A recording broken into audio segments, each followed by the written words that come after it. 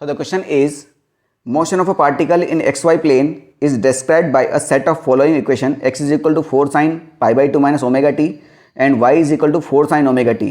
The path of the particle will be. ठीक है, तो देखो अगर यही क्वेश्चन मुझे प्रोजेक्टाइल मोशन में दिया जाता तो मैं क्या करता? इक्वेशन ऑफ ट्रेजेक्ट्री पढ़ा है आपने, इक्वेशन ऑफ ट्रेजेक्ट्री का मेथड क्या है, और यही जो है मेथड आप हैं इलेक्ट्रोस्टैटिक वगैरह में भी फॉलो करते होंगे। जब इलेक्ट्रॉन को किसी इलेक्ट्रिक फील्ड के अंदर अगर परपेंडिकुलरली छोड़ा जाता है तो उसका पाथ क्या होगा? तो पाथ पता करने का तरीका क्या होता है बेटा? पहले तो आप वो डायरेक्शन देखिए जिसका एक्सेलरेशन 0 है। मान लीजिए एक्स डायरेक्शन का एक्सेलरेशन 0 है, एक्स 0 है, तो एक्स डायरेक्शन में सेकेंड इक्वेशन लगा के आप यहाँ से टाइम निकालते हैं। इक्वेशन ऑफ ट्रेजेक्ट्री जाके देख लीजिएगा।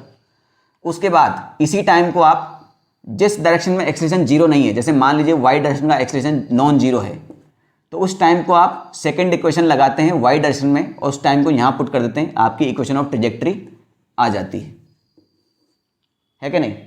अब मान लीजिए कभी कोई इलेक्ट्रोस्टैटिक में अगर आप जाते हैं, वाई डायरेक्शन का एक्सेलरेशन 0 हो गया, तो वाई डायरेक्शन से टाइम निकालिए, उस टाइम को एक्स डायरेक्शन की इक्वेशन में डालिए, इक्वेशन आपका second equation of motion he use होगा, टेंशन मत लीजिए, आपका पाथ आ जाएगा। ठीक है, और 99% पैराबोला ही आता है।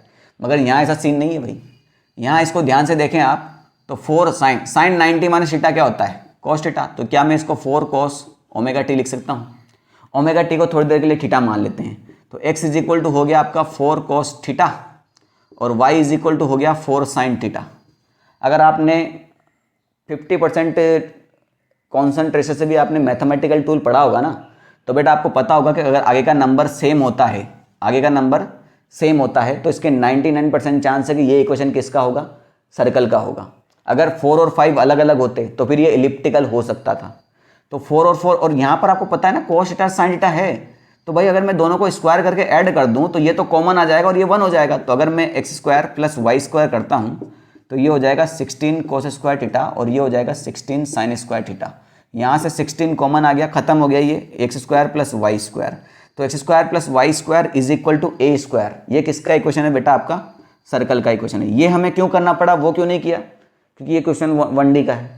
सीधी सिंपल सी बात है, और सिंपल सी बात है ना, एक्सप्रेशन दिया हुआ है ना कोई कुछ दिया हुआ है, तो कैसे करेंगे ना, इनिशियल वेलोसिटी भी नहीं है इसमें, तो इक्वेशन है बस। तो इक्वेशन को तो इक्वेशन के हिसाब से ही करना पड़ेगा। ये तो मैथ्स का क्वेश्चन है, फिजिक्स का तो है ही नहीं है। तो इसका आंसर आ जाएगा आपका सर्कल। ठीक है।